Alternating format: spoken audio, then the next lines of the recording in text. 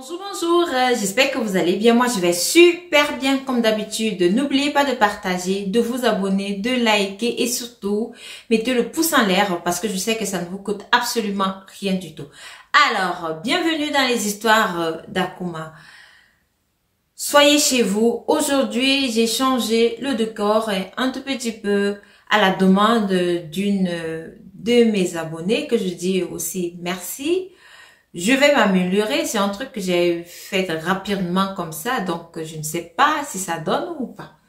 Bon voilà, on va parler de l'histoire de Justine aujourd'hui. Alors Justine, elle avait son gars. Tout marchait bien entre les deux. Justine n'avait encore rien remarqué de négatif sur son gars. Elle savait que non, sa place était cimentée. Elle savait que non, elle était, comme on dit, la number one de son gars.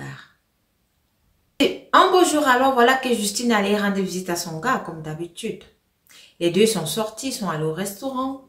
Ah, ils ont mangé, tout s'est bien passé. Après le restaurant, ils sont allés se balader dans un parc.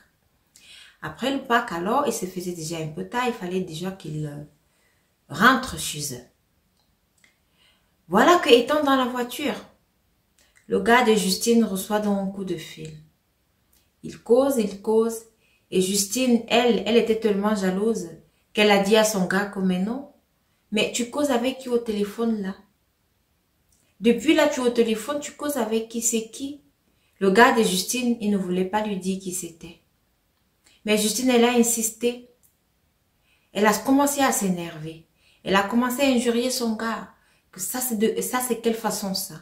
On est là ensemble, on a fait une sortie. Mais toi, brusquement, tu es au téléphone. Tu parles même d'abord avec qui? Il faut me dire avec qui tu es au téléphone. Le gars de Justine n'arrivait pas à dire avec qui il était au téléphone. C'est comme ça que Justine alors a commencé à hausser le ton, bavarder.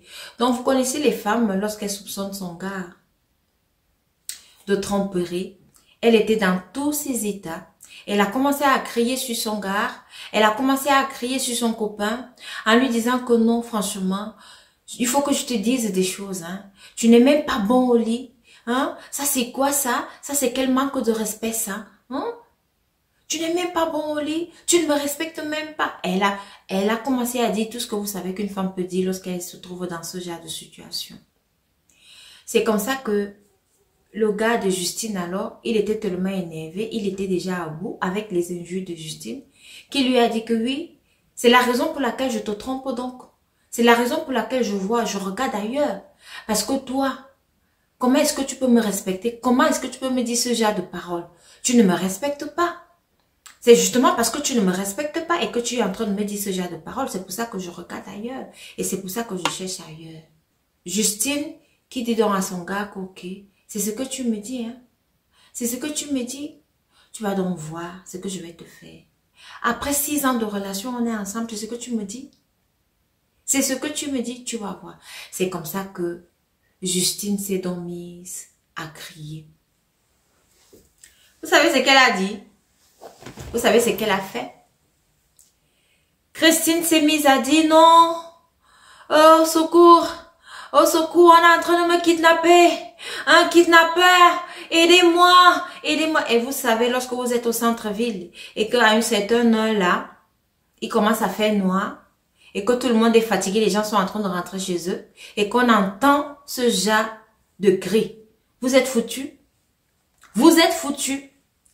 Les gens ont accouru. Ils ont bondu sur le monsieur dans la voiture. Et pendant ce temps, Christine, elle est sortie de la voiture en criant « Aidez-moi s'il vous plaît, un kidnappeur. Il est en train de me kidnapper. Aidez-moi. Aidez-moi. Aidez-moi, c'est un vendeur d'organes. Aidez-moi. » C'est comme ça que Christine est sortie de la voiture. Les gens sont entrés dans la voiture du gars de Christine. Ils l'ont tiré. Ils ont commencé à lui donner des coups. Ils ont commencé à le tabasser. Ils l'ont tabassé. Il y en avait un qui est sorti de nulle part avec de l'essence et des allumettes. Vous savez très bien ce qu'il a fait. Et le feu était parti. C'est comme ça que Christine a fait mourir son gars. Voilà. C'était l'histoire de Christine. Ce que j'aimerais dire ici, c'est que les gars, quand tu sais que tu es sorti avec ta petite là et que tu sais que tu la trompes, mon frère, fais ça après, fais ça à côté. Montre-lui juste un petit respect parce que vous ne savez pas de quoi est-ce que la femme est capable. Je ne suis pas en train de légitimer l'acte de Justine. Non, non, non. Personne n'a le droit de ôter la vie à une autre personne. Je ne légitime pas cet acte-là. Mais je dis ceci.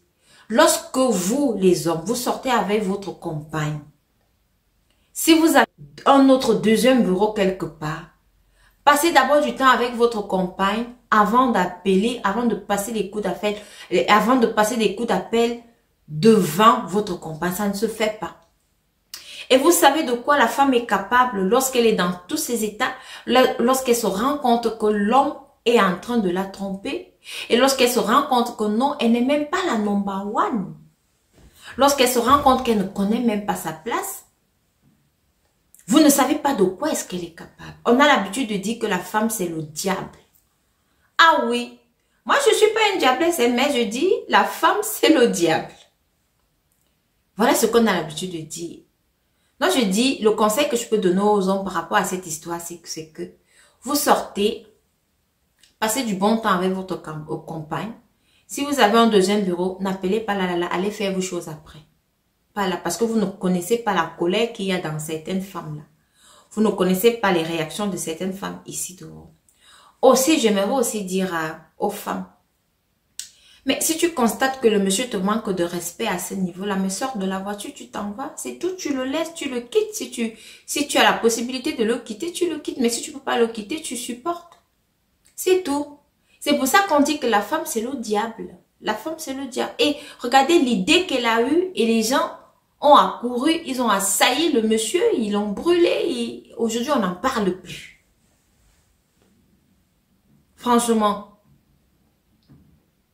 Là où vous voyez qu'on ne vous respecte pas, quittez. Là où vous voyez qu'il n'y a pas d'amour pour vous, laissez-le tomber. Peut-être demain ou après-demain, vous allez trouver un amour ailleurs. Peut-être demain ou après-demain, vous allez trouver quelqu'un qui va vous respecter. Quelqu'un qui va vous donner tout cet amour-là que vous n'avez pas eu dans votre ancienne relation. Parfois, on a l'habitude de dire que vous êtes avec quelqu'un qui piétine votre étoile. Vous êtes avec quelqu'un qui a mis du voile dans votre étoile pour que ça ne brille pas. Alors, lorsque vous quittez la personne, vous allez briller ailleurs. Quelqu'un d'autre va vous soulever et va vous poser comme ça là, au-dessus de l'échelle. Et là, votre étoile va briller. J'espère que vous avez retenu la morale de l'histoire. J'espère que vous allez partager et surtout, mettez le pouce en l'air. Hein. N'oubliez pas de vous abonner et de cliquer sur la clé de notification. Merci de m'avoir écouté et à la prochaine.